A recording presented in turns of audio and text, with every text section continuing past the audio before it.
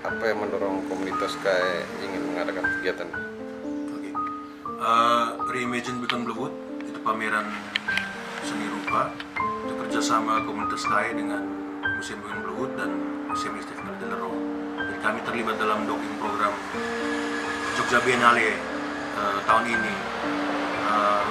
Kami mengangkat tema tentang Beacon Bluewood karena ada kegelisahan dari kami, terutama seniman yang berasal dari generasi milenial ini untuk kami ini jauh dari tradisi sekaligus jauh dari modernitas gitu.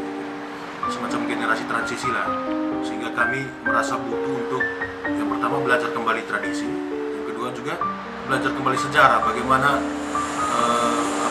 kehidupan modern itu pertama kali berkembang di Flores. Makanya Reimagine Beacon Bluewood yang kami buat ini sebenarnya punya dua tujuan. Yang pertama, kita ingin melihat kembali tradisi Flores dan sejarah Flores, dan juga melihat kembali sejarah gereja yang sebenarnya punya hubungan langsung dengan sejarah pendidikan, sejarah literasi, sejarah seni, budaya, dan juga kehidupan modern di Flores. Jadi itu alasan pertama. Jadi Museum Beacon Bluewood sebagai ini partner.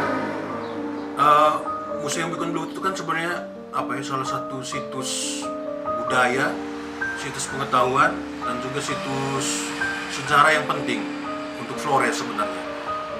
Karena di Museum Beacon Bluewood itu ya kita masih bisa tersimpan lah jejak kebudayaan Flores purbakala, karena ada penggalian dari Dr. Van Hoven dulu menyimpan stegedon, gajah purba, lalu ada fosil manusia purba, ada barang-barang perunggu, dan itu sedikit banyak memberi gambaran tentang bagaimana sejarah Flores masa lampau gitu.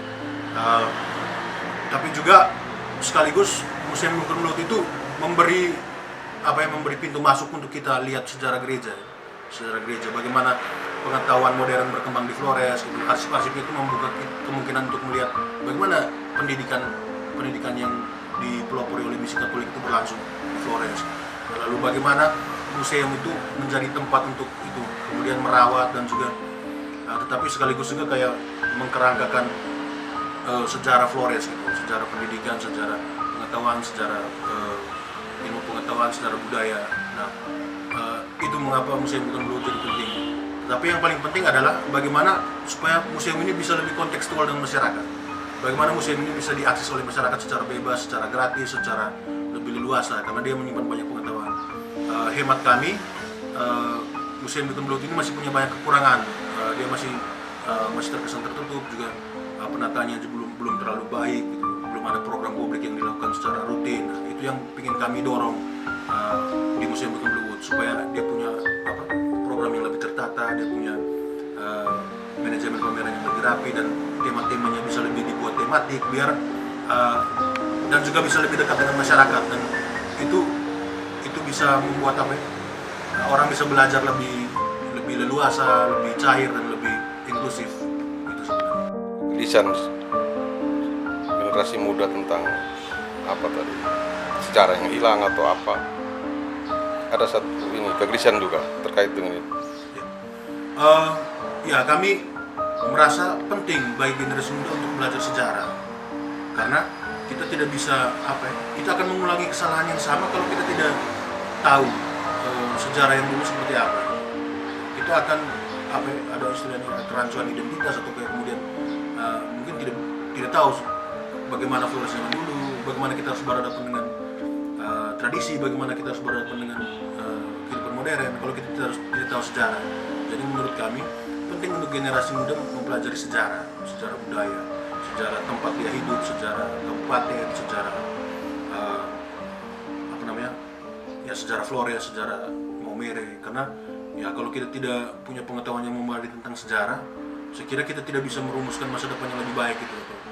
Ya, pembangunan yang mungkin tidak berpijak pada sejarah, tidak berpijak pada kearifan budaya, karakter budaya, itu bisa jadi istilahnya terjun bebas. Kita tidak bisa berhadapan atau bernegosiasi dengan tawaran dari luar kalau kita tidak punya karakter identitas yang kuat. Itu sih. Kegiatan apa saja yang diadakan? Oke, ada beberapa kegiatan yang kami rancang di Reimagine Beacon Bluewood. Yang pertama itu seminar yang ngomong tentang gereja, kolonialisme, dan modernisme. Nah, kenapa itu penting? Karena ya gereja itu ya masuk beriringan dengan kolonialisme. Nah, jadi antara misi Katolik dan juga kolonialisme itu irisannya sangat kuat. Lalu tadi gereja itu mempelopori kehidupan modern di Flores karena gereja yang pertama kali memperkenalkan tulisan, misalnya yang membangun sekolah, membangun balai latihan kerja, bikin film pertama di Flores. Jadi memang kita harus juga menyadari bahwa gereja itu bagian dari kolonialisme. Ada yang buruk, ada yang baik, ada yang menghilangkan tradisi, ada juga yang mempertahankan tradisi. Jadi itu yang kami usahakan untuk diketahui bahwa masyarakat perlu tahu efek-efek dari modernisme yang dibawa oleh gereja lewat atau beriringan dengan kolonialisme. Itu yang pertama. Lalu yang kedua, kami bikin tur pameran. Jadi kami mengundang sekolah-sekolah untuk hadir dan datang ikuti tur pameran. Kami akan menjelaskan apa yang dipamerkan di Museum Dukun Bluhut di pameran ini. Itu kami harapkan bisa mendorong anak-anak muda, anak-anak sekolah sejak dini untuk tertarik belajar sejarah gitu.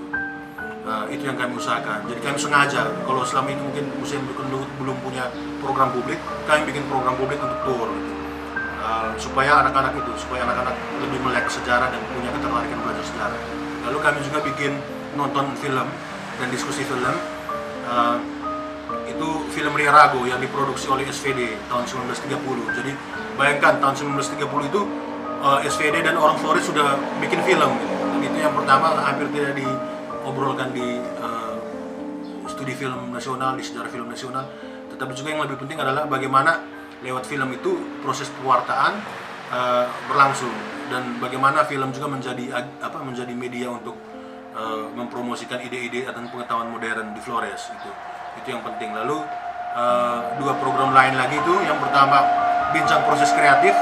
Jadi seniman-seniman yang terlibat di pameran ini akan membagikan proses kreatif dan riset mereka kepada publik yang datang. Dan yang terakhir itu pertunjukan musik. Kami mengundang beberapa seniman lokal dari Maumere untuk menutup rangkaian pameran dengan pertunjukan musik. Sejauh ini komunitas KM melihat ekosistem seni budaya di Kabupaten Sika sendiri atau PNDT pada umumnya seperti apa? Nah, sebenarnya ada perkembangan yang menarik di NTT. Di satu dasar terakhir ini, komunitas seni, komunitas budaya, aktivisme budaya itu tumbuh subur sekali gitu. Di Maumere ada komunitas KH, misalnya ada Maumere TV, ada Huruf Kecil, ada teman-teman sindikat pekerja keras, itu anak-anak pang yang punya media sendiri untuk ngomong soal masyarakat pinggiran. Ada banyak sekali grup musik, kelompok musik tradisional, itu bertumbuh subur sekali itu di Konteks Maumere. Dan ekosistemnya berjalan baik karena komunitas-komunitas ini bertumbuh organik. Mereka bisa mengusahakan dirinya sendiri, memberi daya dirinya sendiri, tidak tergantung pada pemerintah terutama, tidak tergantung pada donor. Jadi mereka berdaya untuk buat kegiatan-kegiatan kreatif. Itu menarik sekali dan ekosistem ini ya pelan-pelan mulai berjejalin. Misalnya kalau kami ada acara, ada teman-teman anak-anak rap, anak-anak desainer grafis yang juga mensupport untuk kegiatan-kegiatan tertentu atau untuk kebutuhan-kebutuhan tertentu. Begitu juga ketika mereka ada acara, kami yang lain juga terlibat kayak begitu. Dan ini sebenarnya menarik dan kalau saya boleh usul untuk pemerintah, sebenarnya kan sudah terbentuk nih ekosistemnya. Bagaimana sekarang tinggal pemerintah memberi sumbangan dalam bentuk misalnya ruang publik, kesempatan, promosi atau misalnya dana untuk kemudian merangsang pertumbuhan yang lebih baik dari teman-teman komunitas. Itu sih sebenarnya. Lalu kalau di konteks NTT juga sama, misalnya ya karena kami bergerak secara organik dan tadi salah satu support system kami adalah komunitas-komunitas, sesama komunitas itu. Jadi bukan dari misalnya dari pemerintah. Jadi misalnya kami komunitas kami sendiri misalnya berjaring dengan Klub Buku Petra Ruteng yang mengadakan Flores Writers Festival tahun ini. Kami bekerja sama juga misalnya dengan Simposium Institute, bekerja sama dengan misalnya ya berdialog, berjejaring juga dengan Lakuatku Jawas di TTU, dengan Dusun Pulau Bamora kayak gitu. Jadi memang di NTT sendiri komunitas kreatif itu sudah tumbuh berkembang baik. Hanya itu tadi masih sangat kurang perhatian dari pemerintah. Memang mereka bisa berdaya, tapi alangkah baiknya kalau pemerintah juga memberi support yang relevan dengan kebutuhan komunitas.